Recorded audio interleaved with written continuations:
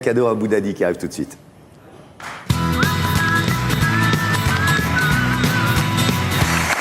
Alors, Leïla, vous avez dit aujourd'hui, on va parler de ces expressions auvergnates et aussi des traditions et des rumeurs qui sont un peu fortes parfois sur les régions. Et avant même de commencer, il y a une dame qui est venue me voir hier et qui m'a dit, vous savez, sur l'Auvergne, il y a un très joli poème d'Henri Poulain et un aphorisme, enfin une petite phrase, qui est assez sympathique. Écoutez, vous allez tout de suite comprendre. Rien n'égale l'avarice d'un Auvergnat, si ce n'est sa générosité. Voilà. Et ça, c'est un poète local, Henri Poulain, qui l'a dit. Alors, cette légende, Leïla, qu'en est-il? C'est une excellente transition parce qu'on entend dire que les Auvergnats sont très économes, Oui.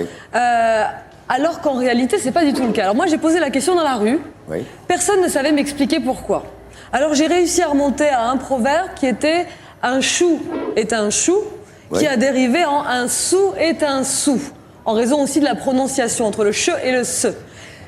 Finalement, c'est pas de l'économie à outrance, c'est simplement dire qu'on ne gaspille pas ce qu'on a durement acquis. Oui, on en parlait d'ailleurs avec vous, Vincent Ferniaud. On gaspille pas. Voilà, au début, il n'y avait que des choux, puisque c'est la région du chou. Absolument. Et des raves, enfin des racines. Ce sont des terres rudes, alors effectivement, ils sont On économes. comprend, par vous avez nature, raison, hein. là on comprend Voilà. cette histoire qui est enracinée vraiment dans l'art culinaire On même. fait attention, on est précautionneux. Et puis de toute façon, Georges Brassens a rendu hommage aux Auvergnats et il a mis fin à cette histoire, à mon avis, définitivement, avec « Elle est à toi cette chanson, toi l'Auvergnat qui sans façon m'a donné 4 bouts de bois quand dans ma vie il faisait froid ». Donc c'est l'Auvergnat, le travailleur, celui qui gagne durement de quoi vivre, qui fait cadeau de son charbon, de son bois. Et Sa là, générosité. c'est sa générosité qui est là, illustrée dans cette chanson Ouais, un grand bien classique. connue. Ah ouais, qui est absolument formidable. Alors, quelles sont les expressions dont vous allez nous parler? Ou justement, toutes ces dérives de mots, hein, des expressions, c'est de la sémantique. C'est-à-dire que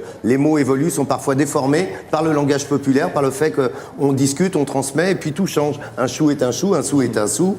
Autre exemple? Alors, l'Auvergnat, qui s'est souvent installé à Paris pour le commerce du vin et du charbon, était aussi appelé le charbougnat. Charbougnat, charbon. Charbon, Auvergnat, charbougnat, et par réduction, le bougnat. C'était un terme qui était péjoratif, c'était quand même une forme d'insulte. Il faut dire que les Parisiens, avec les Bretons et les Auvergnats, c'était pas l'entente totalement cordiale. Donc, Ouais, c'est vrai qu'on les appelait les bougnats, on allait au bougnats. bar prendre un verre, et puis il y avait le charbon, on achetait son charbon en même temps. Ça, c'est dans les années 40-50. Alors bougnat, parce que donc on retrouve la noirceur du charbon et la dimension auvergnate. Eh bien, ce terme-là a évolué. Il est sans doute à l'origine du terme bougnoul. Bougna qui serait devenu bougnoul. Bougnoul. Alors bougnoul. L'étranger. Alors en fait, originellement, ça renvoie en langue wolof, la langue du Sénégal. Ouais. Bougnoul, ça veut dire noir. Donc ça renvoie à la couleur du charbon. Bravo. Et dans l'univers maritime, le bougna, c'est aussi celui qui est imposé à la corvée, celui qui doit faire les corvées. Donc c'est celui qui est assujetti. Donc il y a D'accord. cette dimension-là inférieure, péjorative. Et le bougnoul, alors on connaît aujourd'hui l'emploi triste qui en Oui, effet... après l'indépendance des Voilà. pays du Maghreb, évidemment, Pour on a dit, désigner voilà. les pays du Maghreb Ouais. et ses ressortissants et ses immigrés ou pas.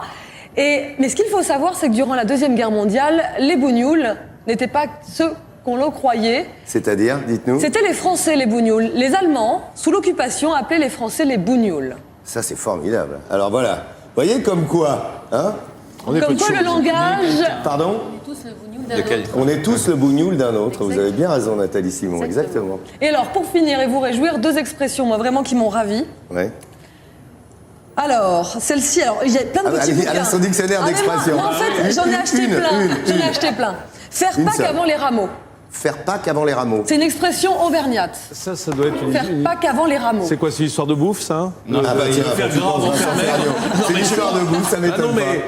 Non, c'est pas ça. Je regarde C'est Serge pas, Godin, le sénateur maire. qui Faire lui quelque connaît un chose petit peu avant le l'histoire. mariage. Hein. Faire quelque chose avant le mariage. Ça renvoie. C'est quoi quelque chose Oh là là Quelque là là, chose. maître ancien. Non, mais on a une heure de grande écoute, donc je vais pas développer davantage. En effet, Philippe a raison. Cela renvoie aux femmes qui sont enceintes avant le mariage, donc qui n'ont pas respecté la tradition selon laquelle on fait les choses dans l'ordre. Il est Alors vachement là, fait. formidable, bravo. Merci beaucoup, Leïla. Précision d'orfèvre sur les expressions et tout. Génial. On a appris plein de choses, c'est ça à midi en France. On apprend plein de choses et c'est pas fini. Voici la demoiselle qui va vous apprendre comment on se fait lécher les pieds par des poissons.